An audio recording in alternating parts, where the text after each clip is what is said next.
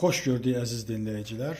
Rusiya-Ukrayna müharibəsi öz dəhşəti ilə davam edir. Pokrovsk istiqamətində də yenə də vəziyyət durduğu kimi ağır olaraq qalır və bu barədə artıq Rusiya prezidentinə 3-cü dəfə də məlumat veriblər ki, biz Pokrovskını da götürmüşük, götürə-götürə də gedirlər, amma heç bir şeydə də təsdiqlənmir.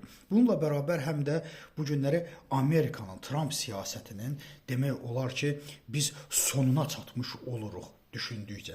Niyə görə sonuna çatmış oluruq? Çünki Trump hakimiyyəti müəyyən mənada öz hakimiyyəti illərində müəyyən mənada oynaya bildi. Gah Rusiyanı sıxdı, gah Ukraynanı sıxdı və həqiqətən də böyük işlər də görmüş oldu. Amma bu günlərdə biz bunu hiss edirik ki, artıq Trump hakimiyyəti tam surətdə işinin kulminasiya nöqtəsinə çatıb və orada da Ukraynanı müdafiə etmək istəmir. Yəni bu formada görsənir. NATO'nun da 2027-ci ilə qədər bütün xərclərinin, yəni Avropa Birliyi üzərinə çəkilməsini istəyir. Yəni bir növ Avropanın özü bir güc olaraq ortaya çıxmasında maraqlıdır. O da ondan irəli gəlir ki, biz pul xərcləməyək, yəni Amerika pul xərcləməsin.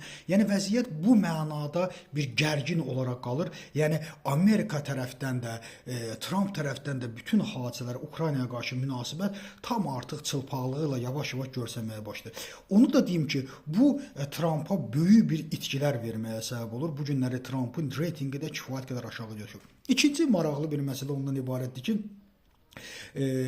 Indian Today nəşrinə Putinin verdiyi açıqlamada bildirib ki, biz qəti surətdə SSR-nin qurulmasını istəmirik. SSR ölmüş bir dövlətdir və SSR qurula bilməz. Amma nədənsə yaddan çıxardır ki, yəni mən çox istəyərdim ki, Hindistanlı müxbir belə bir sual versin ki, bəs yaxşı Ukraynaya girəndə SSR bayraqlarını götürən Hindistanlılardırmı, yoxsa Avropalılardır? Əlbəttə ki, Rusiya qoşunuydu və Rusiya qoşunu Ukraynaya girdikdə aylarla orada SSR-nin bayrağını qaldırdı və burada da yalançı olduğunu görə bilərik. Amma bu həm də onu deməyə əsas verir ki, bəli, artıq Putinin SSR 2 planı suya düşüb, Putinin SSR 2 planı məhv olub və bunun həqiqətən artıq həyata keçirmək, diriltmək çox çətindir. Bu ondan əlbəttə ki, xəbər verir. Təşəkkür edirəm diqqətinizə görə.